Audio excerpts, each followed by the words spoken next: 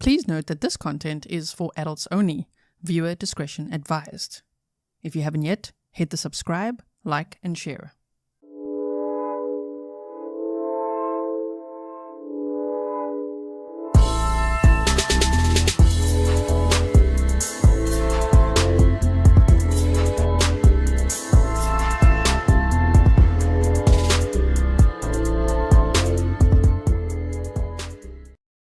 Hello everyone and welcome back to another live stream with me, Grizzly. This is Grizzly True Crime, and today's case takes us across a few states.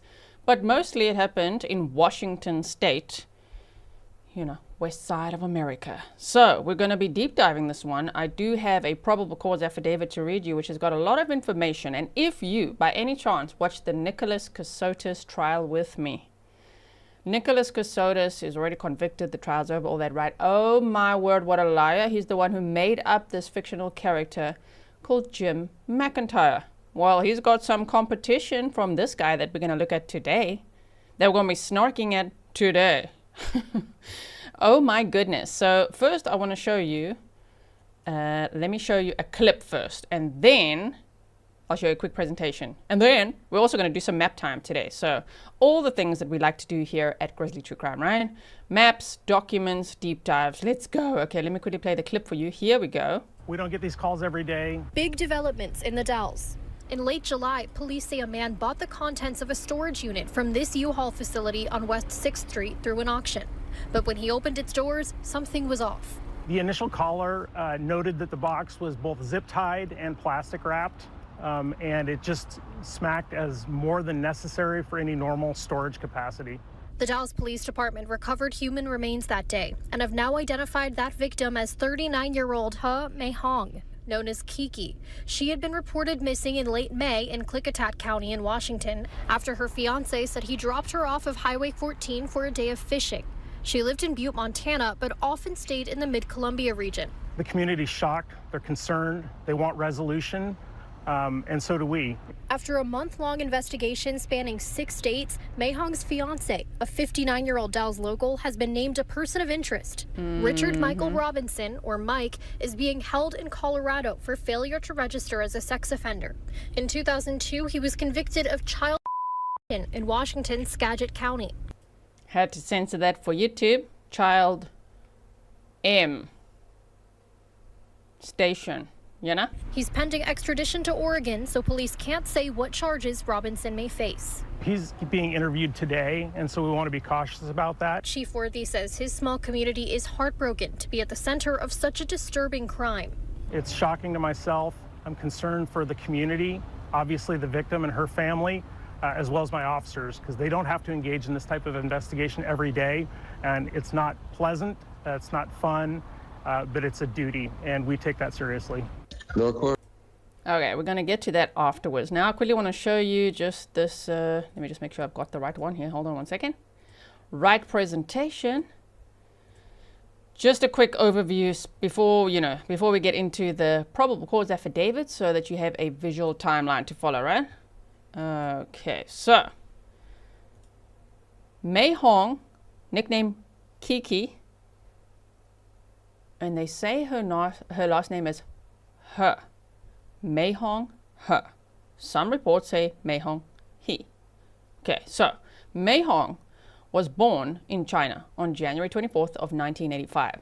She has one sister, Mei Yu, who she was very close to. They spoke every day.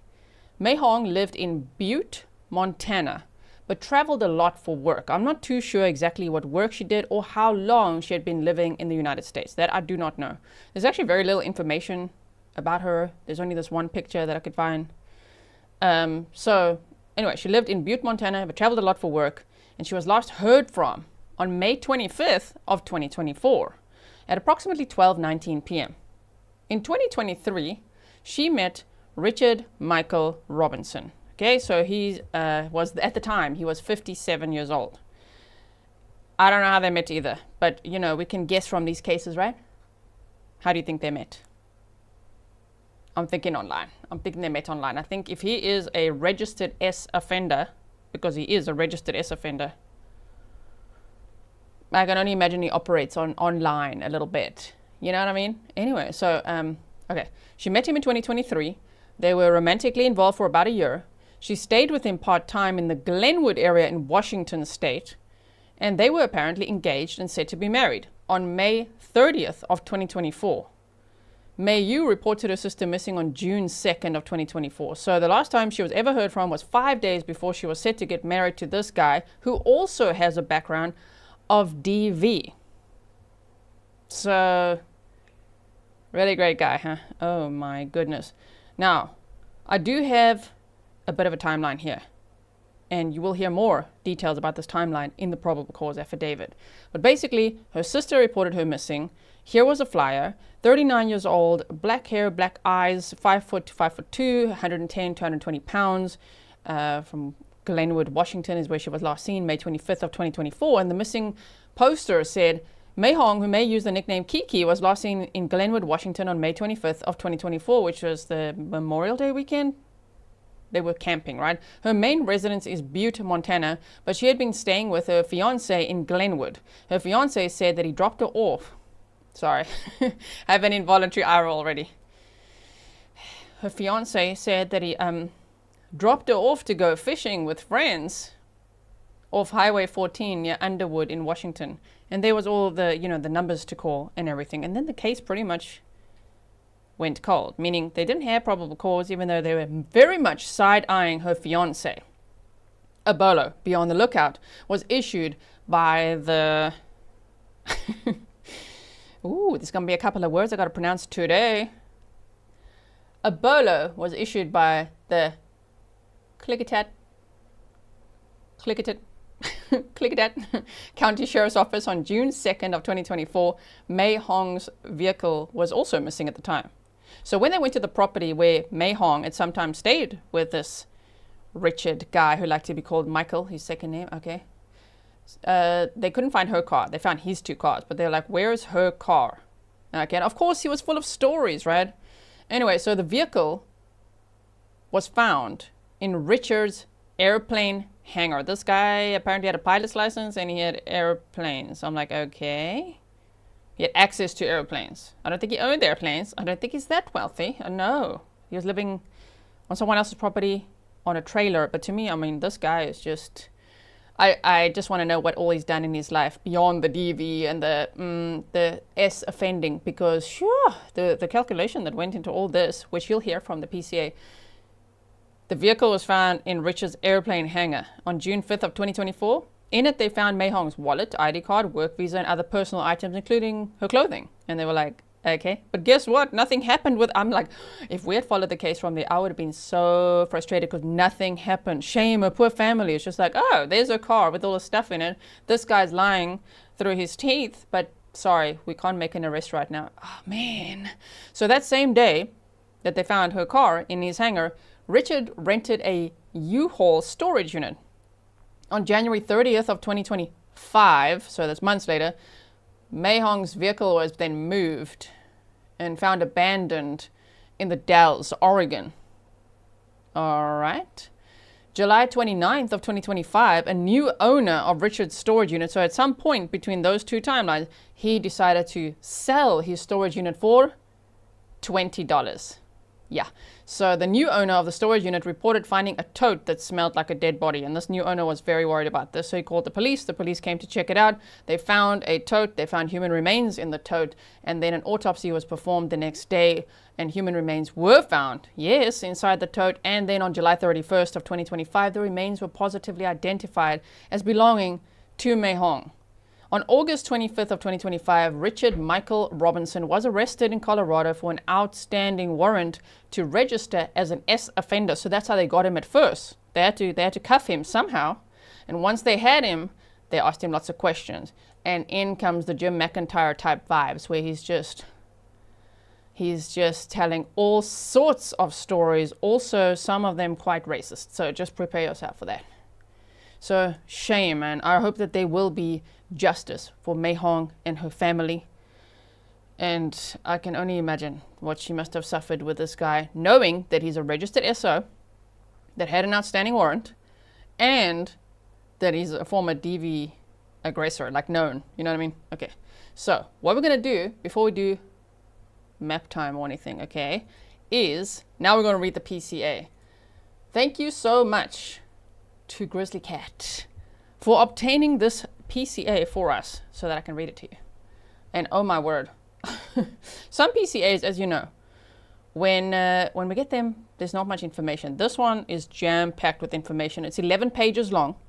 I'm going to read this to you. If you like it when I read your documents, remember to like the video, share. It also helps YouTube to see, oh, yes, people that were watching liked it. We should show it to more people, and then more people can learn about the case and follow with us. There's Grizzly Cat.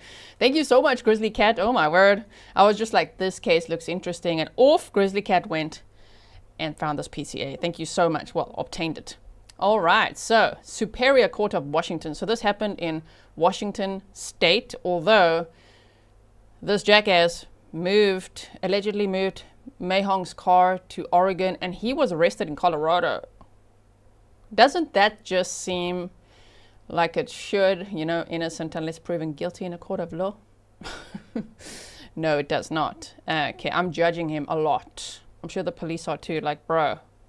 Oh my goodness. So, welcome everyone. Thank you. I see a lot of you just joining now. If you're just joining now, don't worry, you can still check out the beginning later. Just stay here. We're going to deep dive this case now based on this probable cause affidavit. Welcome to all my moderators. Thank you so much for everything you do. Patrons, if you're on Patreon, then I've shared a lot of photos with you of what I got up to this weekend. And if you're a YouTube member, there I also shared map time of a hike that I went on in Switzerland, a 2-day hike that was challenging. So I shared that, the challenges, the pictures, the video clips, everything is on the members only playlist if you are interested. All right, are you ready? Here we go. Superior Court of Washington, County of that's a difficult word. State of Washington plaintiff versus Richard Michael Robinson, who seems to be best friends with Jim McIntyre. Okay, says, motion, a plaintiff, State of Washington, by and through. We don't need to read that. He just wants to, okay, we need to go to the probable cause. Let's go down here. He was charged with murder. So first they arrested him for an outstanding warrant on the S offender charge. And then they charged him with murder and in the second degree and kidnapping. Okay, so Grizzly Grandma Courtroom Addict said Josh from Courtroom Confidential did a shout out on his channel earlier. Yeah, he bet it. No, I'm just kidding. Hello to Josh and Tiff and Kaylin from Courtroom Confidential. I was lurking. Okay, I'm always on a Sunday, especially lurking while working. All right, I was there. Thank you so much. Here we go. Okay, so he's been charged with murder in the second degree. Excuse me, prosecutor, ma'am, district attorney, can you please upgrade that to first degree at some point? Because this sounds like, wow, he took a lot of action. But anyway, it says, count 1, murder in the second degree, that these acts occurred in that county, that a warrant should be issued for the arrest of the defendant because of the nature of the allegations, and that the defendant is currently in custody in Colorado, awaiting transport to Owasco County, Oregon, on local charges there. So he was extradited from Colorado to Oregon, and then apparently he was extradited to Washington. So I believe he's sitting his ass in Washington right now, Washington State, if I'm not mistaken, because he's moving around a lot to face all these different charges, right? Okay. Now, let's quickly look here. The defendant information, I've just obviously redacted his, things YouTube definitely wouldn't like. Driver's license. See, YouTube, I did well. I redacted all of that for you.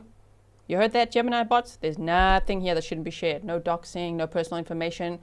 This is just a public record document. Charging information, as you can see there as well.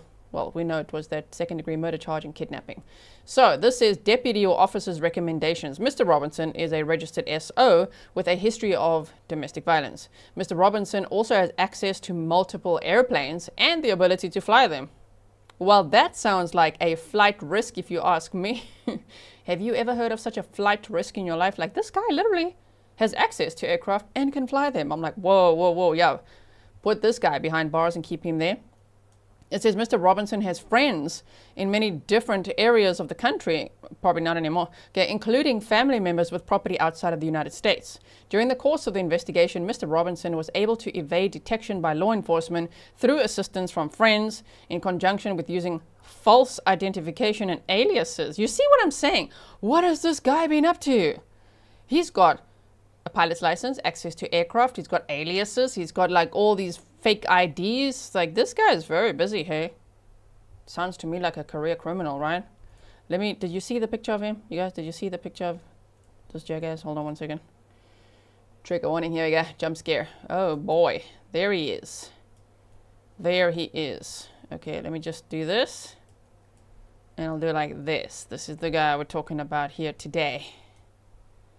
Okay, so it said, wait, I lost my place. During the course of this investigation, Mr. Robinson was able to evade detection by law enforcement through assistance from friends in conjunction with using false identification and aliases. There is a substantial risk of Mr. Robinson leaving the area and failing to appear at any court proceedings. Given the severe nature of the crime itself, in conjunction with Mr. Robinson's criminal history, it's clear that he is a threat to the public. Because of the threat, plus the fact that Mr. Robinson has the means to flee the area, he should be held in custody. I'm glad the judge was like, yes, he should. Yes, you should indeed. Thank goodness, because sometimes they're like, okay, $200,000 bond. What? No, just hold him there with no bond, right? Okay, so here we go with the probable cause affidavit. We're on page 4 out of 11. So there he is. I'll make him smaller here just so that you can see who we're talking about there. And also, I'm going to put up a trigger warning, of course, because this case does contain themes of domestic violence, and it's about the murder of this lady, Meihong, alleged, well, yeah, she was definitely murdered. Okay, here we go. On June 2nd of 2024, now this is not say Dalles, hold on, I've been practicing, okay, hold on. Dalles, okay. On June 2nd of 2024, the Dalles Police Department received a missing persons report from Meihong He, is apparently how you say it, regarding her sister, Meihong. Meihong reported that she had not seen or spoken to her sister since May 25th of 2024 at approximately 12:19 p.m. This was unusual, as Meihong and Meihong speak every day. Meihong advised that she had attempted contact with Meihong later that evening, and she called her 3 times. These phone calls occurred at approximately 6:26 p.m., with one call lasting 1 second, the second call lasted 2 seconds, and the third call was 3 seconds in duration. Meihong did not speak either time, and the phone quickly disconnected. Meihong has not been heard from since. So did he answer the phone for 1 second, 2 seconds, and 3 seconds? Like, what the hell? I would speculate so. Thank you. You guys are like, Dalles, right? Dalles. They should just drop the E and not confuse people, you know what I mean? Okay. Sorry. So Meihong contacted Meihong's boyfriend, Richard Michael Robinson. Prefers to go by Michael, so I guess we'll call him Dick. Oh, sorry, for Richard. Rather, prefers to go by Michael. Sir, we do not care what you prefer, but okay. Whom Meihong had been staying with in a trailer located at, redacted, Glenwood Highway, Glenwood, Washington. Located within that... can somebody spell that out for me? I've practiced, but it's very hard to say.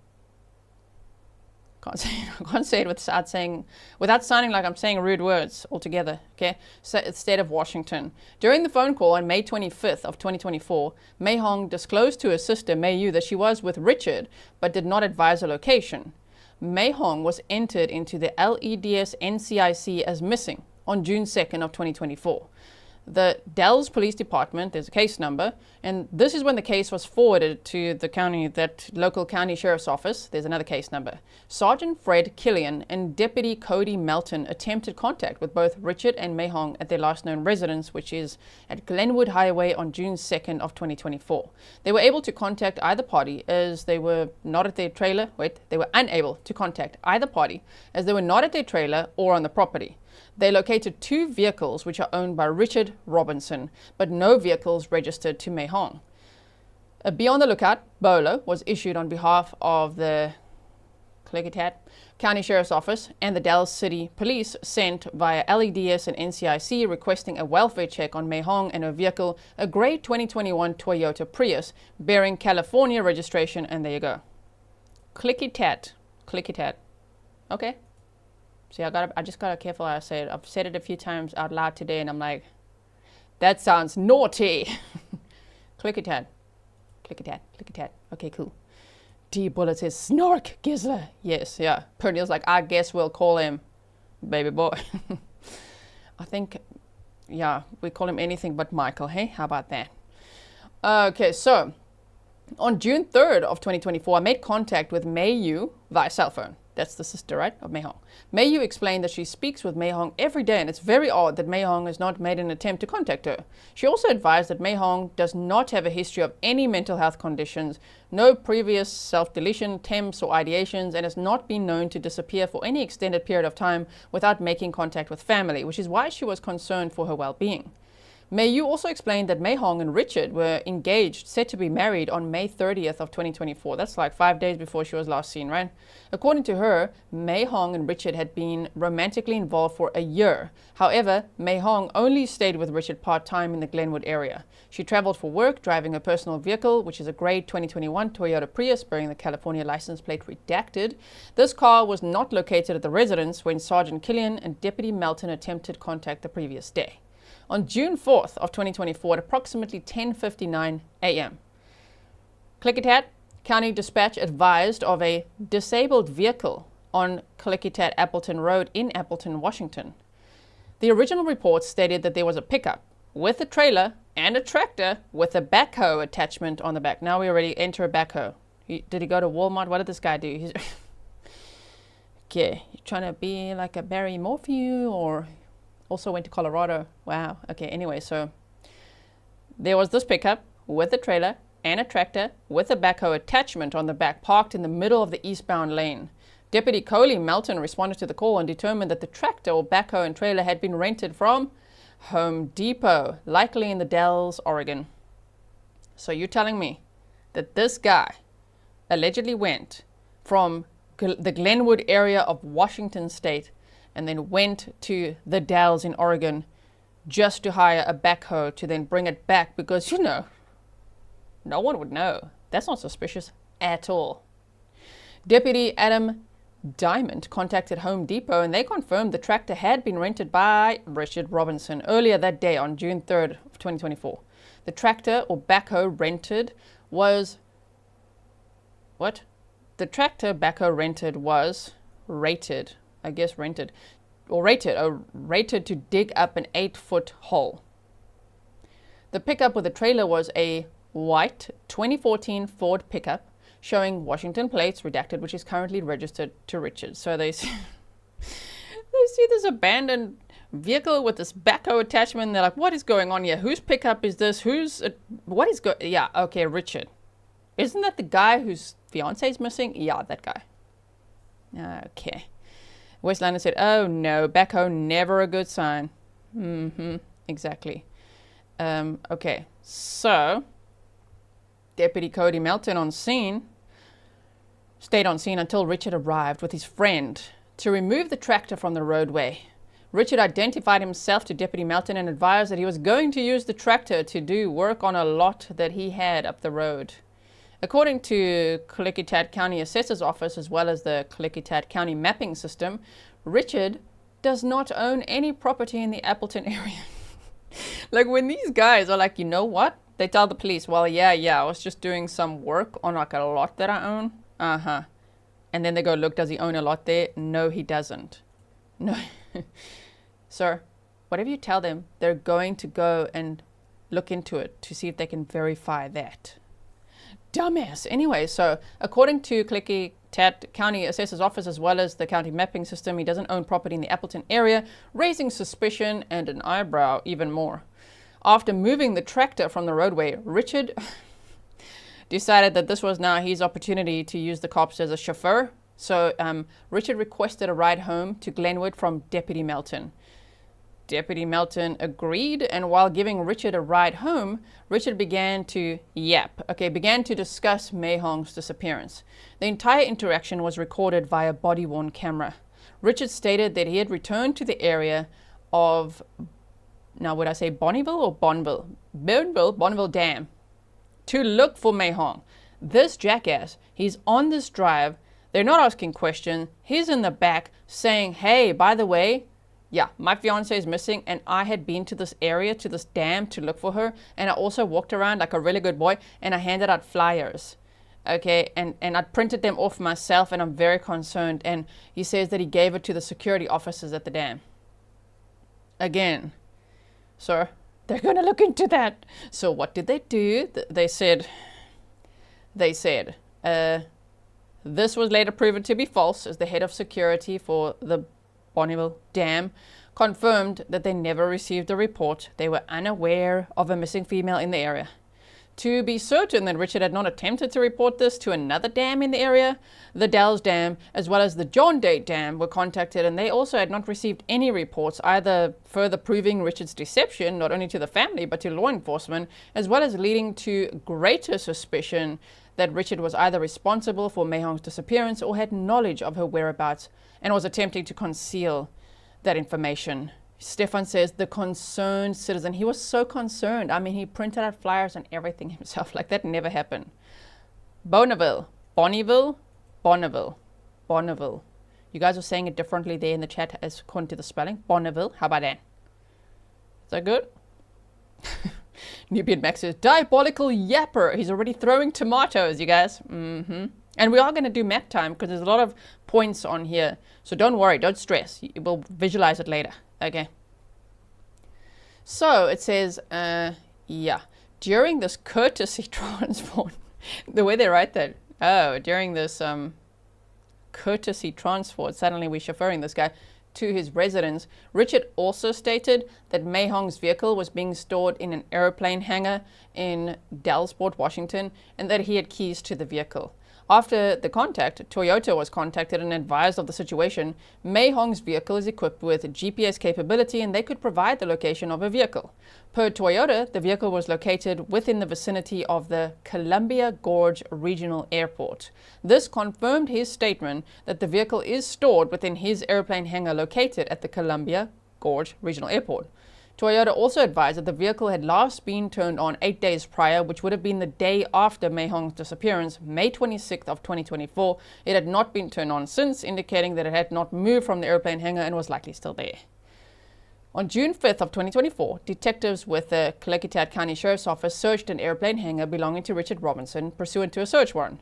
Detectives located a wallet with identification belonging to Meihong, Meihong's work visa and miscellaneous clothing belonging to Meihong, along with other items. On June 6th of 2024, Richard was interviewed by investigators. He stated, like a dumbass, not that, hey, I want a lawyer. He said, hey, okay, so what happened was he dropped Meihong off to fish with friends near the hatchery on May 25th of 2024, where she got into a white sedan with an Asian couple and had not heard from her since. Why do they always do that? Like, read a textbook for dummies, all of them? Is there like a manual how to expedite yourself from 0 to LWAP or what? Because it's like, yeah, there was this white sedan and these two random men who his story is about to escalate. Okay, so just buckle up for that. Sure, dropped his fiancée off to just go fishing while they were actually on a camping trip, but just suddenly dropped off to go fishing with an Asian couple. He'd not heard from her since. So are you blaming the fictional couple, sir? Okay, so he also stated he'd been contacting her family and they denied hearing from her. Or from him, I'm sure. At the conclusion of this interview, Richard consented to the collection of his DNA via oral swabs. Any other swabs you got there, sir? These swabs were collected by Detective L. Rosebra with Oregon State Police, and then the custody was transferred to me. I placed these swabs into evidence at Klickitat County Sheriff's Office. Later that day, investigators searched a trailer belonging to Richard, where he stayed at BZ Glenwood Highway, Glenwood, in Klickitat County, state of Washington. The search was conducted via consent by Richard. Nothing of note was found inside the trailer during this time. DNA from Meihong was collected as Richard consented to us taking Meihong's toothbrush as well as her hairbrush, which appeared to be her only belongings within the trailer.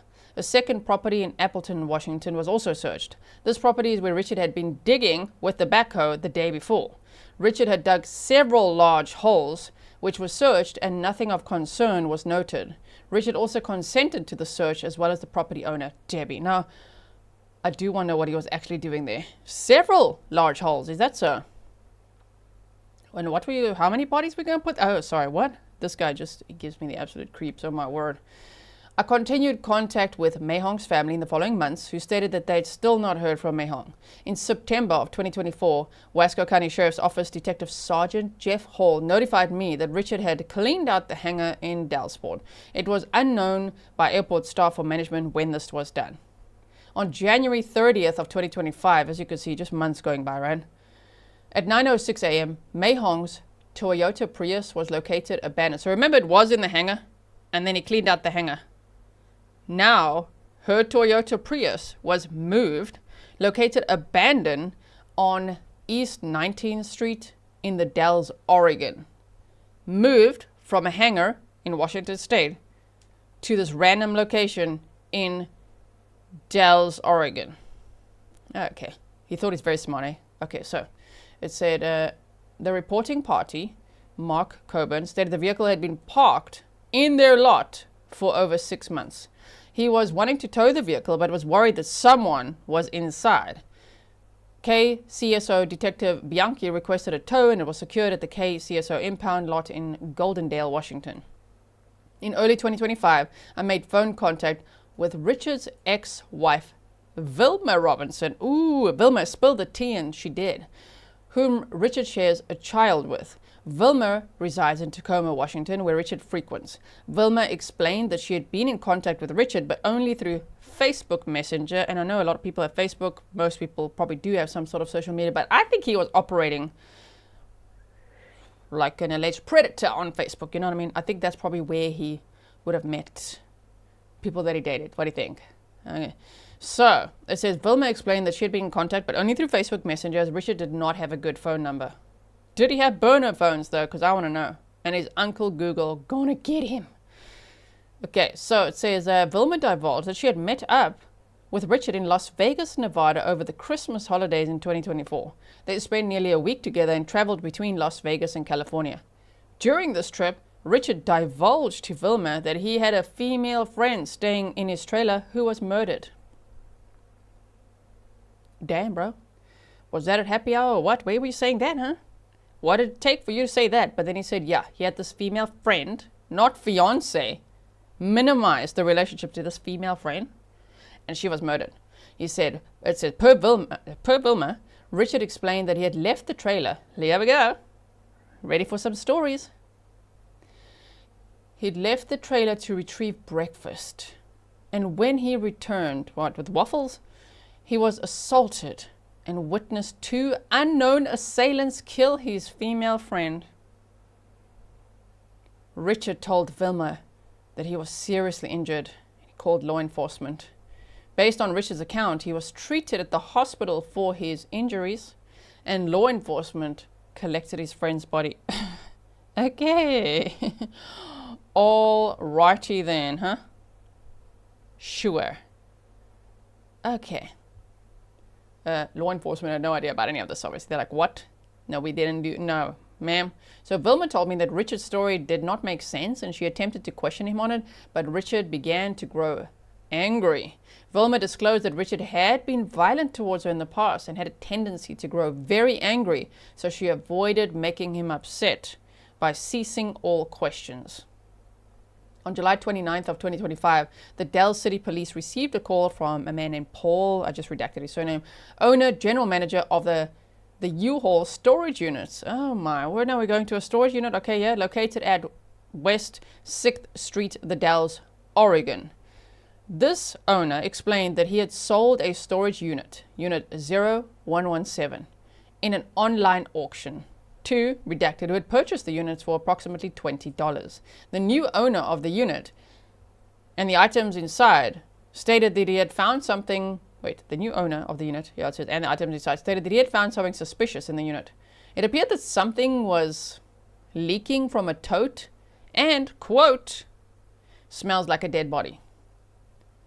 So you're telling me that this guy, he rented a U-Haul storage unit, paid once, never paid again, abandoned it, it was then auctioned off for $20, he left the tote in there, and yes, the victim's remains were found in there, right? KT06, thank you for being a member for 42 months. You said crazy. You talk so much before they even asked anything. But we love dumb criminals. We sure do. We do love dumb criminals. We've got one right here, everyone. Thank you so much for your support. All right, so it says, at 9:39 a.m., officers with the Dalles City Police arrived on scene. They observed a black tote with a yellow lid wrapped in a clear plastic bag. The tote was secured with a husky ratchet strap with zip ties securing the lid to the tote. Also in the storage unit, there appears to be cut portions of carpet. Officers confirmed with the owner or general manager that the unit had been rented by Richard Robinson on June 5th of 2024, days after Meihong was reported missing, and that no one had access to the unit until it was auctioned off to this new guy, Paul.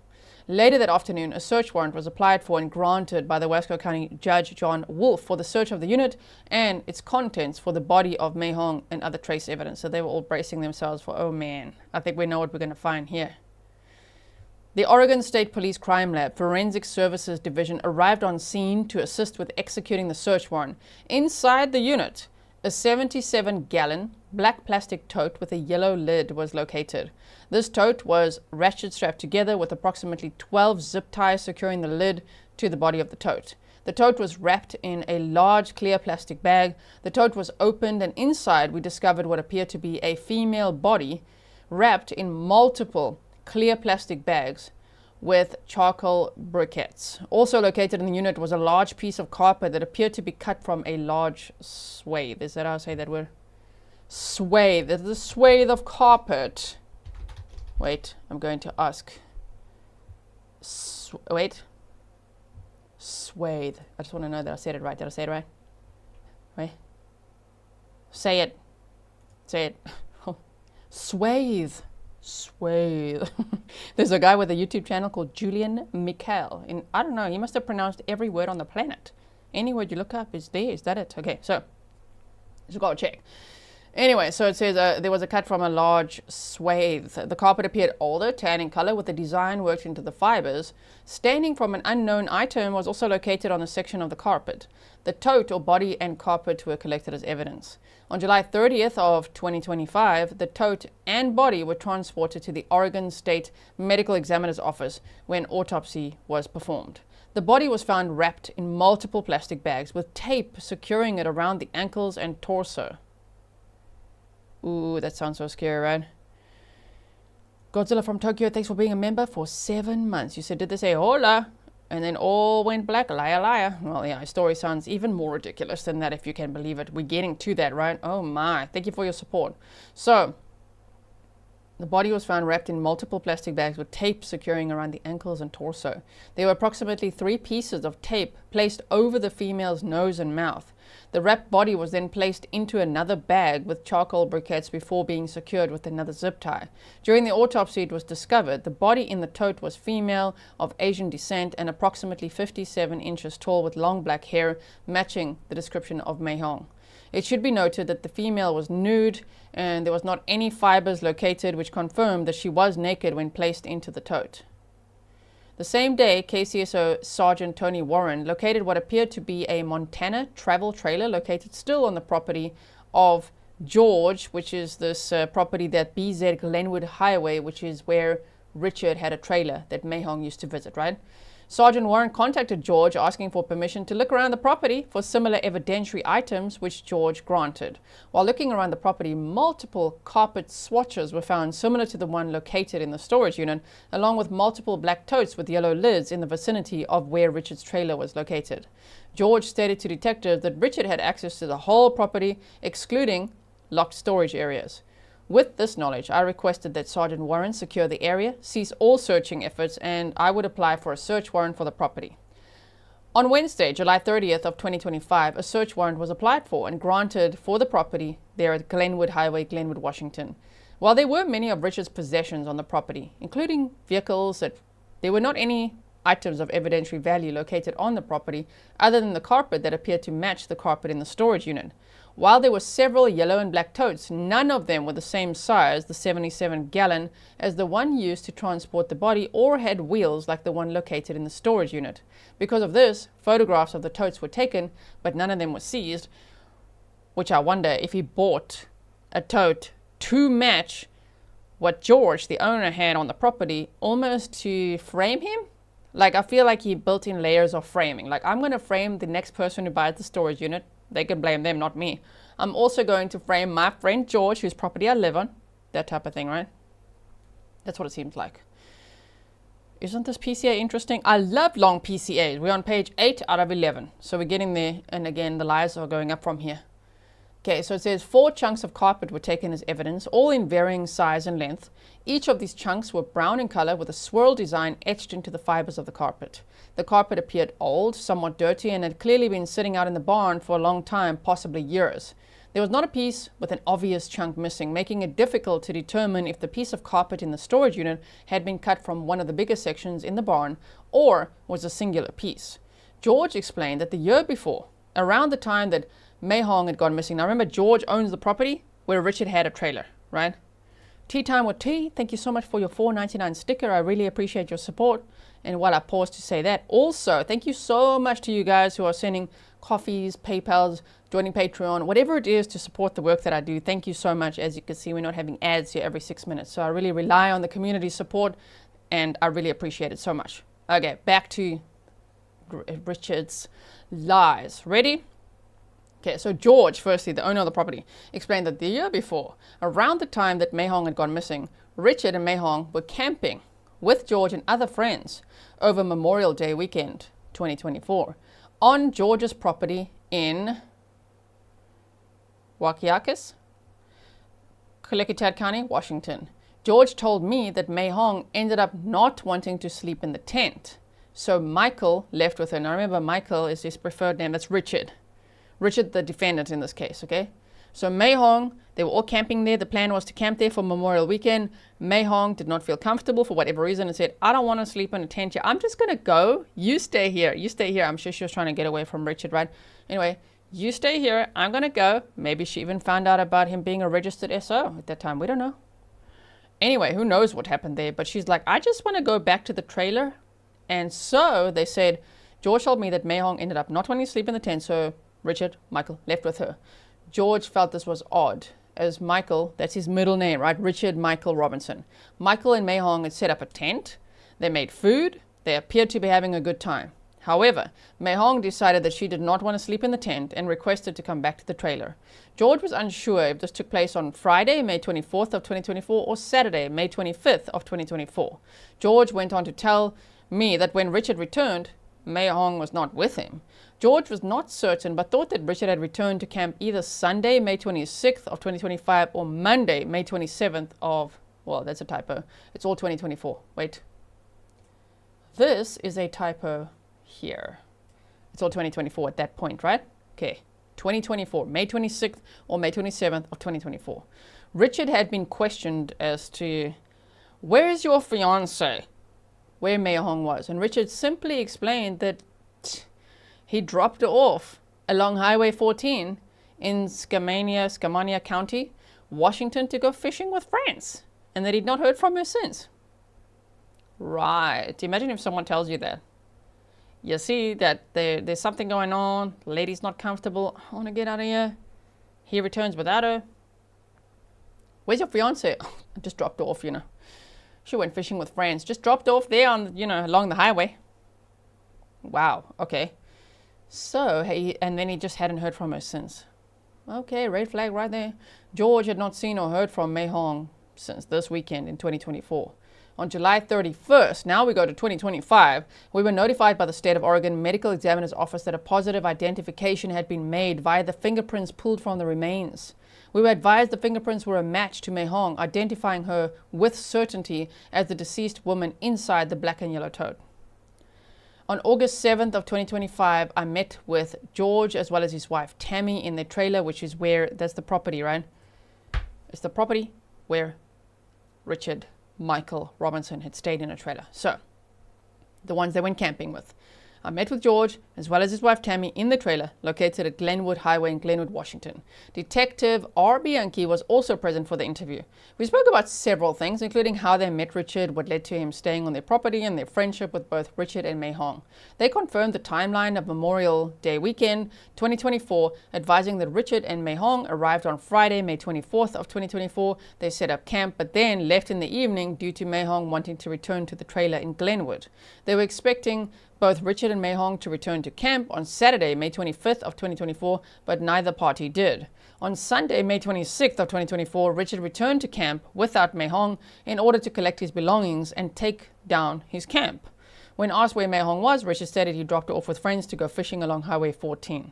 So remember that Meihong's sister last heard from her at around 12:16 p.m. on May 25th of 2024. Okay, hold on. Okay, so in a previous interview with Richard, he attested that the reason for his digging in Appleton with the backhoe was to install a septic tank on a piece of property that he was moving his trailer to, due to being asked to leave by George.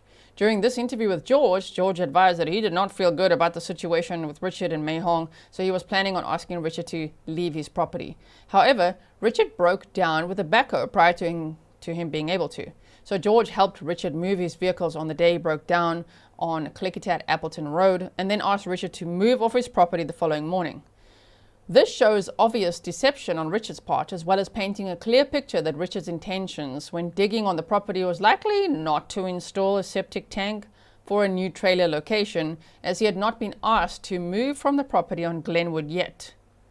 On August 21st of 2025, two detectives traveled to Utah to interview Richard's best friend, Randy. Oh, Randy? Spill the tea, tell us everything. During this interview, Randy relayed that Richard had called him within a few days of Meihong going missing, telling him that he had done something bad. Oh, really? Okay. Richard went on to explain to Randy that he had been attacked by two males in his trailer and threatened at gunpoint. And at one point, Richard told Randy about putting Meihong's body within the storage unit. Okay, if anyone tells you that, you call the police immediately, okay? Hi, my best friend's saying that his fiancée was murdered. He's claiming that he was attacked, but that her body's in his storage unit. Maybe look into that, Anyway, you just never know, because in this case, he probably thought, well, that's odd. But then thought, nah, that can't be like that, right? It can't be true. What is he saying? What is he even saying? Oh, no. It really was literally that Meihong's body was in his storage unit. So now, it says, after this interview, detectives inquired with all local hospitals whether Richard had been a patient close to the time of Meihong's disappearance and when this alleged attack took place. All hospitals denied Richard as a patient during the time frame, further proving that his story was untrue. On August 25th of 2025, I was advised by the U.S. Marshals, go U.S. Marshals, love it when they swoop in, that they had arrested Richard on his outstanding warrant for failure to register as a S offender. Richard had been located in Colorado and transported to the Larimer County Sheriff's Office in Fort Collins, Colorado, where he was being held. Bro, what are you doing in Colorado? Are you friends with Barry Morphew? You want to go on trial with him? Oh boy. The following day, I, along with two detectives from the Dalles Police Department, flew to Colorado in an attempt to do an in-person interview with Richard. On August 26th of 2025, we were escorted into the jail by staff who provided us with a secure interview room within the jail. The interview was conducted by Sergeant A.L. and I. After being advised of his Miranda rights... Okay, sorry, that's a ding. Someone bought coffee. Where is it? Somebody bought some coffee. I think it's there. Lisa and Mandy, thank you for spoiling the mods. Really appreciate that. Okay, so... Wait. Okay, after being advised of his Miranda rights, Richard was interviewed in regards to the disappearance of Meihong. Quickly into the interview, Richard advised that he had originally lied when speaking with law enforcement. Richard confirmed that at the time of his initial interviews with law enforcement officials, Meihong was deceased and inside the storage unit, which Richard told us he rented in his name. Damn. Okay, they were probably like, okay, tell us more. And I'm sure they regret that. Keep talking, bro. And he's like, all right, so Richard told us that on the morning that Meihong was killed, he was attacked outside his trailer after leaving to get breakfast from the general store in Glenwood, less than a mile away from his residence. Richard claimed that when he returned from the store, 2 unknown assailants attacked him, put his face in the dirt where it belongs, hit him in the head, and threatened him and his family. Richard did not see any weapons. He did not see them when he approached the trailer, and he also did not see a vehicle anywhere on the property initially. Why? Why do they do this? Why do they do such things? I got there with my waffles and a coffee, and when I got there, I was attacked out of nowhere by these 2 people. I cannot tell you what they look like. Don't know what car they had. Nah, I don't know anything. No weapons, didn't see that. All I know is my face hit the dirt. Dude, did you just like trip on something or what? What is going on here? Okay, so it says Richard did not see any of those things, right? Richard did tell us that when the assailants fled the scene, they were in a white vehicle. Of course they were. White like your pickup? Bro? You're in the white vehicle. But okay, they were in a white vehicle, possibly a Toyota Camry. Wow, not a van? Because you types always say it's like a white van. Or some unknown. It was a blur. It was a white vehicle. Like, sure it was. Why don't they ever say a red vehicle, a blue vehicle? We don't want to give them ideas, but a gray vehicle. Okay, sometimes it was a Tanner Horner. He said emerald, some kind of green vehicle. He said some green vehicle. That was one out of all the dumbasses that are like a white vehicle, right? Possibly a Toyota Camry. Richard could not describe these attackers, but he assumed that it was a Chinese male and female. Oh, so it was like the couple that Meihong went fishing with, hey? Oh, okay, is that what you're trying to do there? After being attacked, Michael went into the trailer, where he then found Meihong deceased on the bed. Michael thought, that she'd been strangled due to her face being purple in color and there being a mark on her neck. Even though he did not locate any ligature on or around Meihong's body. Okay. It should be noted that this account made little sense, as Richard stated that he was attacked outside the trailer and he never saw the attackers' faces, but then mentioned being tied up inside the trailer and the attackers wearing COVID-19 style masks. However, he could not provide any sort of description of these individuals, making the racist statement, "To me, all Chinese look the same." Okay, I'll whop this guy. It should be noted that Richard claimed to have been roughed up, but when speaking with law enforcement only a few days later, there were not any visible injuries or marks to indicate any sort of altercation had occurred. But sir, I thought he hit the ground. His face was in the dirt. He was tied up. He was brutalized. And all he was trying to do was go and get some waffles and some coffee. From here, Richard told us that he was unsure what to do. So, like a dumbass, he decided he's going to move Meihong's body to the living room area of the fifth wheel trailer, covered her as she was naked, and then he went to sleep. In what world does he think that's a normal story? Like, I had no idea what to do. There were these assailants. Okay, they fled with their COVID-19 masks, okay, and their Toyota Camry, white. And so, I don't know, my fiancé was the sea, so I just covered her up because she was naked, and then I went to sleep. Okay, did you eat the waffles in between, or what happened there? Initially, Richard claimed that he had left Meihong in that position for 4 to 5 days as he needed to go to work, and he was scared to stay at his trailer due to the suspected Chinese assailants knowing where he lived. However, after being confronted with evidence of him being in Tacoma only a couple of days later, photographs collected of his vehicle via flock cameras, Richard told us that the assailants, here we go, get ready, those assailants, okay, from like the Chinese mafia, they came back the next morning and they beat him up a second time and instructed him of how to dispose of Meihong's body. This is when Richard told us he went, like a good boy, to Home Depot in the Dalles, Oregon, and he used cash. Yeah, keep telling us a story, because dude, in between that, you're telling us exactly what you did. So you used cash, yeah, to purchase a large tote, plastic and tape, and then he wrapped Meihong's body in plastic, taped the plastic, and then placed her into the tote, because these mafia dudes, or a male and female, yeah, they told him to. Okay, Richard was told to do this.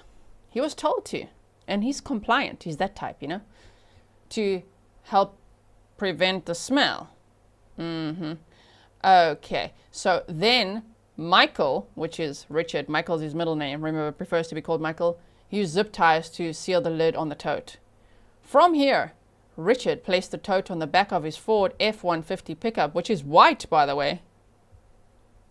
Okay, and wait for it, Ford F-150 pickup, don't lose your place there, on top of the chunk of the carpet located within the unit, and then proceeded to strap the tote down to avoid the tote from sliding around in the back of his pickup.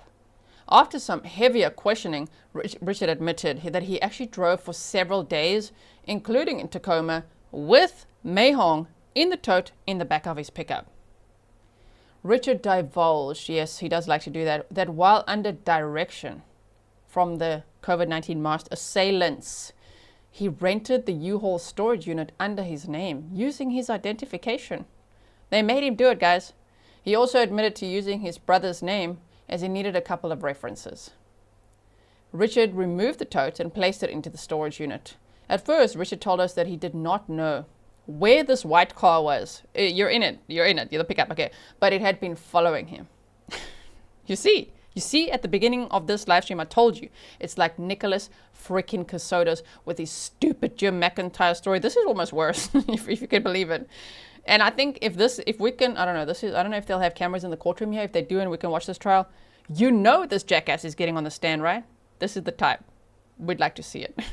Okay, so at first Richard told us he didn't know where this white car was, but it had been following him. However, he then told us that he got 2 keys for the storage unit, and then he met the white car, and it was to give them the other keys so that they could remove the body. However, per testimony of the U-Haul manager, they only issued 1 key to Richard, and Richard was the only one with access to that unit. They did not give him 2 keys.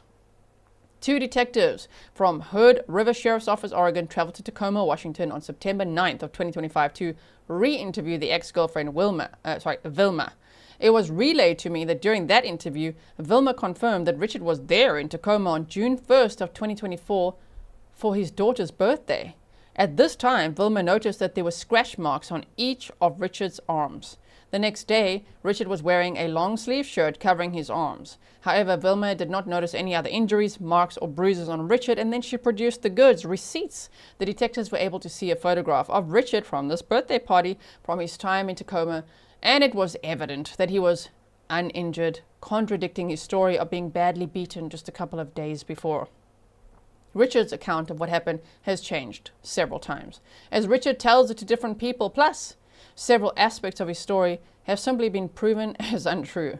Richard admitted that Meihong was strangled within the trailer, and rather than call law enforcement, Richard moved Meihong's body to the living room and then went to bed. Who does that? Who does? Oh, no, okay, no one. And the story actually gets worse of what happened to her, okay, based on what the medical examiner found. So that is already absolutely terrible. If she was strangled in the trailer and then he put her body in the tote, that's already bad enough. It gets worse. So after this, Richard drove to the Dalles, Oregon, where he purchased supplies to dispose of her body. And then Richard wrapped Meihong's naked body in several layers of plastic, taped that plastic in order to maintain its placement around her body, set her in a bag filled with charcoal briquettes, which by his own admission was to reduce the smell of her decomposing body. I'd like to see the Uncle Google receipts for that, because we know it's there. We know he's going to be like, how to mask the smell of a decomposing body. And he's like, ooh, Let me put some charcoal on it, bro. Stop it. Okay, anyway. Then Richard put her in an additional bag, zip-tied this bag closed, and then placed her inside the plastic tote. This tote was then zip-tied with approximately 12 zip ties, ensuring the lid and the body of the tote were not separated, then adding a ratchet strap around the tote. It was clear that Richard was very methodical in his manner of disposal, ensuring that the tote would not accidentally be opened and the smell would be minimal. After this, Richard admitted to driving around for several days with a tote containing Meihong's body in the back of his pickup, simply sitting on a piece of carpet from the property and ratchet strapped down so the tote would not slide around during his traveling. Richard went to work. He attended his child's birthday party, knowing that Meihong's corpse was in the back of his vehicle. Shame! Imagine his daughter thinking back now, like, wait, I don't know how old she was then, but like, what? You know, like, how old would she now? Because this was at the end of 2025 there. Oh my word. Okay, so after returning to the area, once again, Richard admitted to renting the U-Haul storage unit in his name, and he left the tote in the storage unit. After this, Richard proceeded to communicate with Meihong's family, ensuring that he was actively looking for her, concocting different stories of what could have possibly happened. Falling in the river when fishing was one story, and then even meeting with law enforcement to be interviewed, telling us false stories, all while knowing that Meihong was deceased and in the storage unit.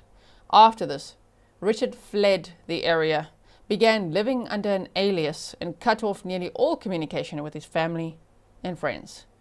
On September 3rd of 2025, while at a meeting with local detectives, Detective Sergeant J. Hall of Wasco County Sheriff's Office, Oregon, was able to access the MDI log, which made the Oregon Medical Examiner's report visible.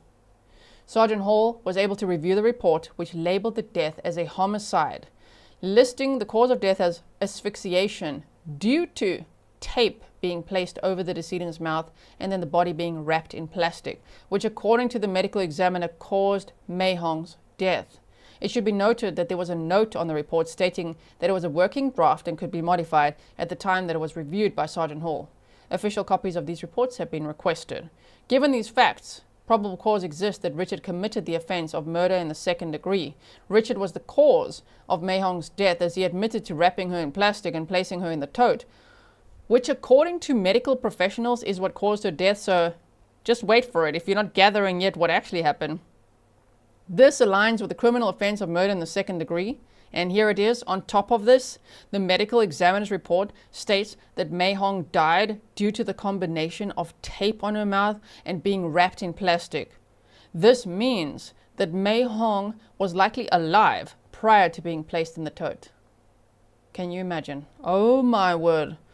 Victoria George said, I'll have to watch the replay, but wanted to jump in real quick and say what an amazing community this is. Only YouTube channel I pay for. Thank you so much. Thank you so much for your support. And I love it. Even if you don't have time, you got 5 minutes just to hop in and say hello. That's always great. Thank you so much. Okay, so I'll catch you on the replay, right?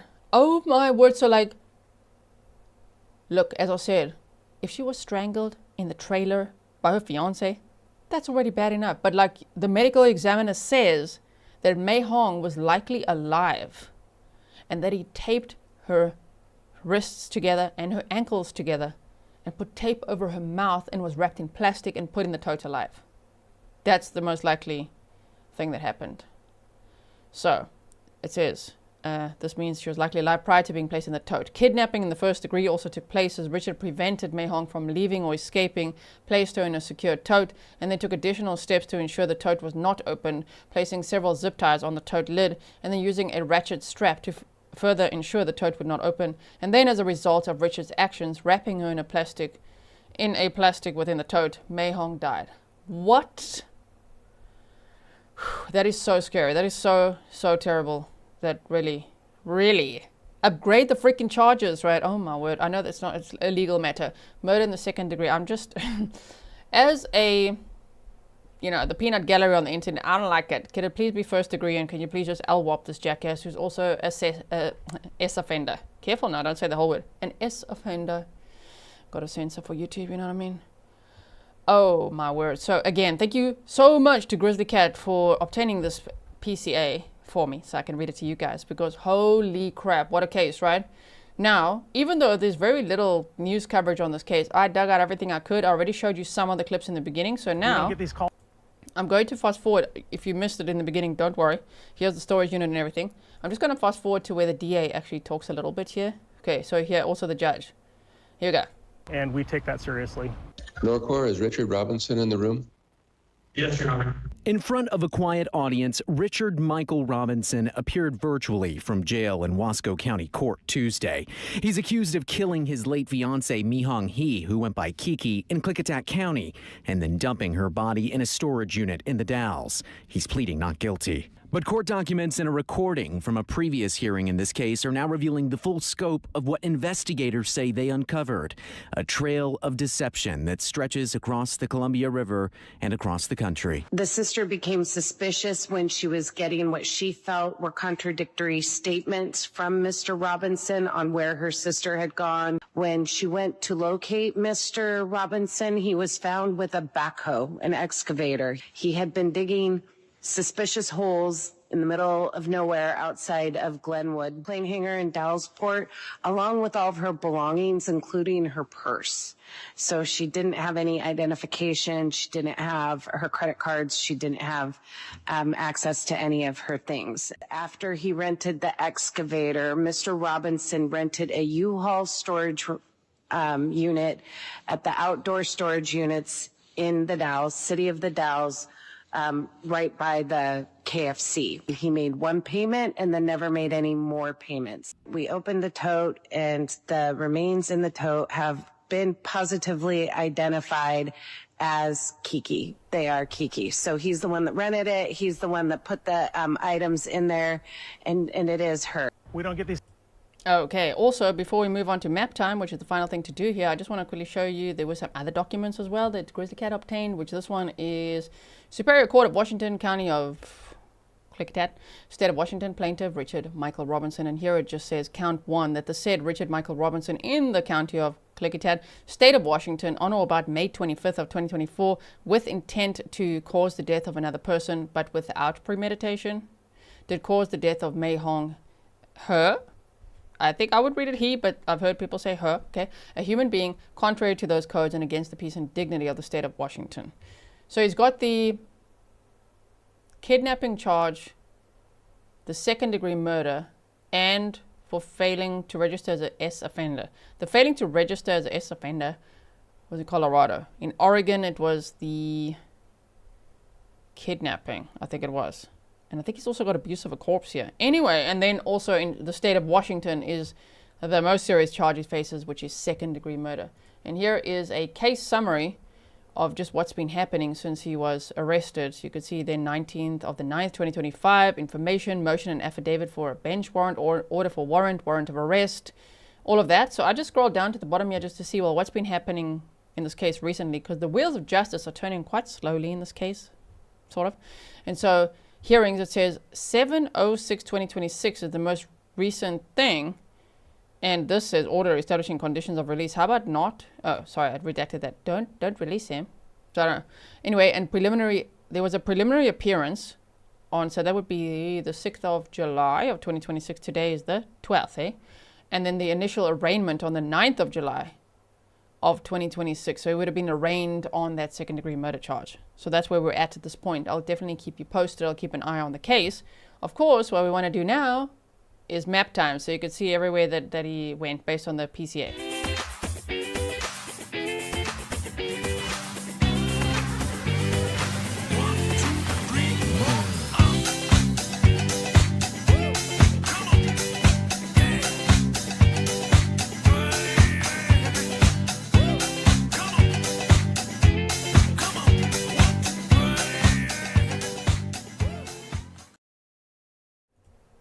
Oh my. Okay, that was from our member stream yesterday. We listened to our OG Maptime song because I was doing some Maptime around Switzerland, around the Appenzell region and all of that. So, well, you guys got a blast from the past if you've been here for a while.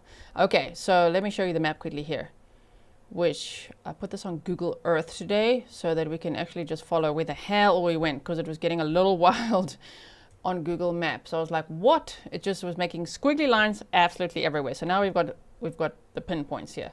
So firstly, this wait, you can't see, BZ Glenwood Highway. This area around this area, and I'm not doxing anyone or showing anything I'm not supposed to be showing, around this area is where Richard Michael, preferred to be called Michael, so we won't call him that, Robinson lived in a trailer on this property of George and his wife, right? So if we now take this little man, it's somewhere around here, somewhere, right? Okay, so around this area, there we go. This is somewhere around here. You could see, all public record, not doxing anyone. It's like a farming area, hey? I think it's like a farm area. So you could see there is the property, and he had a trailer around here. And the totes. They found other totes that looked like the one that was in the storage unit, but not 77 gallons. And Meihong lived in Butte, Montana, but would sometimes frequently visit Richard, her fiance, here, right? Okay. So we have that as a start. And then we go to the next point. What's the next point on here? The pickup found here. Okay, so let's just orientate ourselves. Sorry. Buckle up, everyone.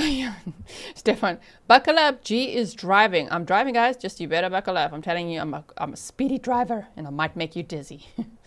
So let's go like this. All right. So I want to show you in context of where everything is. So if we go like this, here is where the trailer was, where Richard was, and where they went camping was around here. You see this? Look here. This is the area where they went camping for that Memorial Day weekend in 2024, and where Meihong didn't want to stay in a tent with Richard, and so she says she wants to go back to the trailer. So I think something probably happened here, right, around that property. Especially, that's interesting. I wonder if she really didn't want to stay there, or if Richard just made up that excuse that she doesn't want to stay there, because that would mean he's alone at this property, because the friends that own the property were camping over here, you know what I mean? So this is around the area. The Ice House campground is the closest that I could find to where they had gone camping that weekend, and where George and his wife, I think her name was Tammy, last saw Meihong. She was not seen again after May 25th of 2024. And then her sister stopped hearing from her, and they said in that PCA that they actually left here on May 24th of 2024. And she was last heard from on May 25th, and she told her sister, I'm with Richard, and that was at 12:19 p.m. So somewhere there on that day, which I think they said was a Saturday, that was the last time she was seen alive and heard from. So there's the place where they stayed, there's the place where they camped. Then we go to the pickup truck with a backhoe attachment. That was found in this Appleton area, but specifically around here. This near this Hilton Spring apparently. And he'd been digging around here as well, because he was pretending that he had a lot somewhere near here. It was somewhere in this area that he'd made like they said an 8-foot hole is what he was planning to make when he rented it from Oregon, by the way. This is in Washington State. He rented it from Oregon. And yeah, they found like various holes on some property there that he didn't even own, that he said he's going to move to. Okay, so we camped around there. The pickup was found there. And then George, the owner of the property here, helped him move the pickup out of the road because it just broke down in the middle of the road after he'd done the digging with the backhoe, right? So then, eventually, you see that, when Meihong is missing, he tells people and the police that he searched here at this Bonneville Dam, that he went there and he printed flyers and he asked security to help. Like, why would you go there? It's in the opposite way, though, of where her body was actually found. So, I don't know, he just made like she must have gone into the water somewhere around here. He just randomly went there.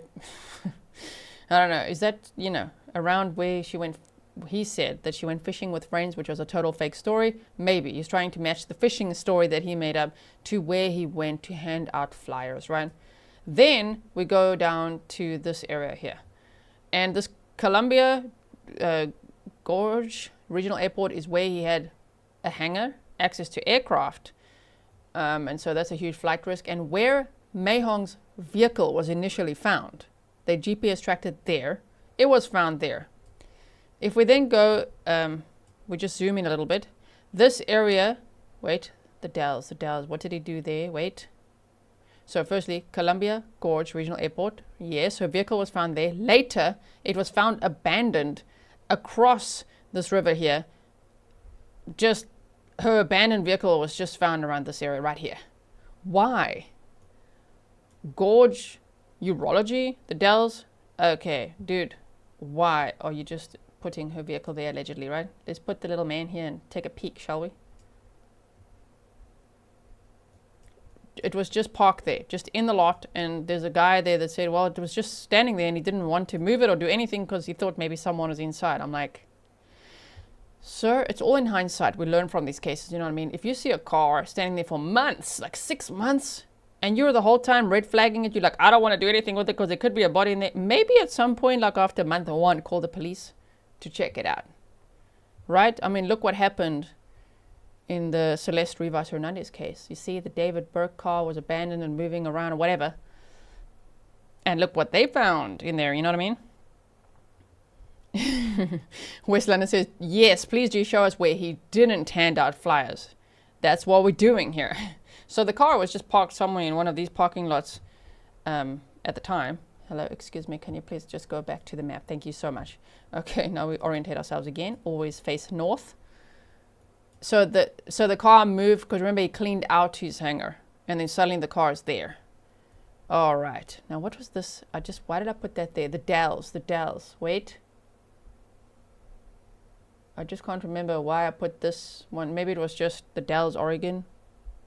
Maybe it was just generally where the area is. Anyway, so the other point that's important here is that here's the storage unit. Yeah, now we're on the Oregon side, huh?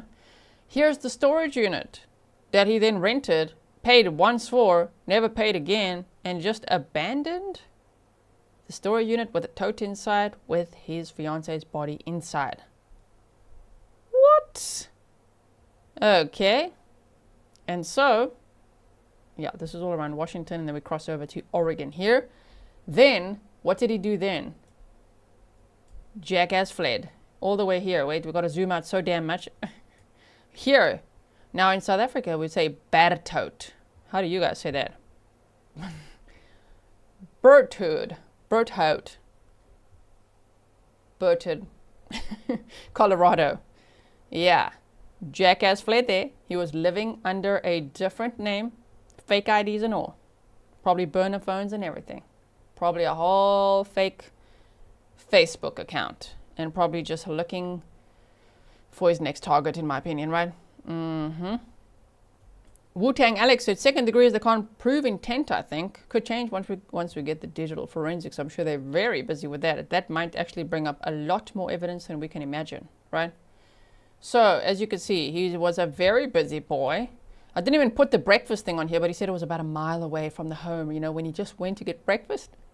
And then he came back, and then these two assailants, they just attacked him. They put his face in the dirt, okay? Yeah, that was around here.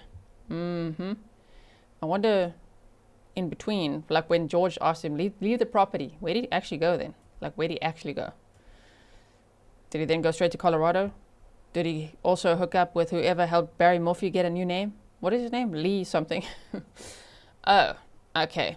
Well, they arrested him.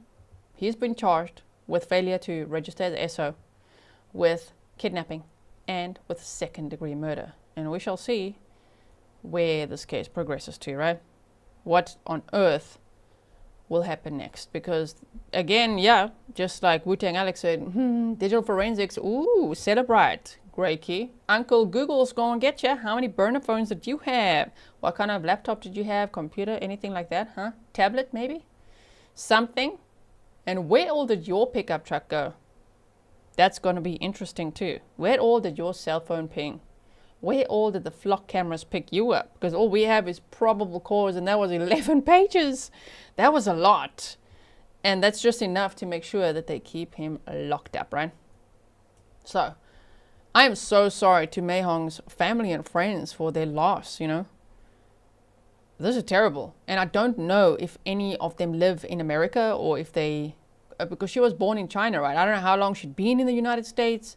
I don't know exactly where they are, but I hope that they're doing okay. And now at least, you know, the wheels of justice are turning. An arrest was made, charges have been filed, and so it goes through the court system until it gets to trial. And I do think, I mean, he's pleaded not guilty to everything, obviously, as his lawyer would advise him to. That's his right.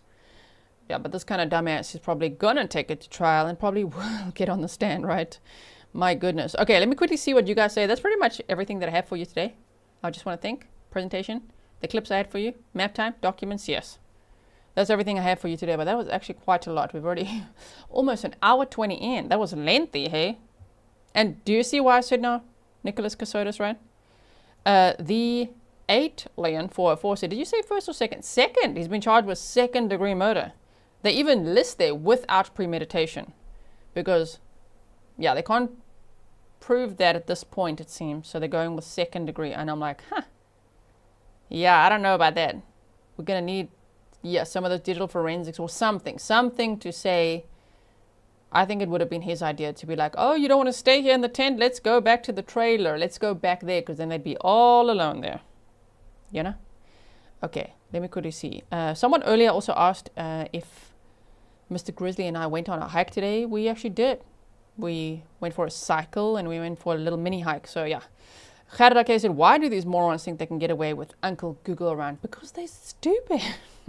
We love it when they're stupid. And where's the Walmart in this case? Nothing yet, but there's a Home Depot. There's definitely a Home Depot so far, right?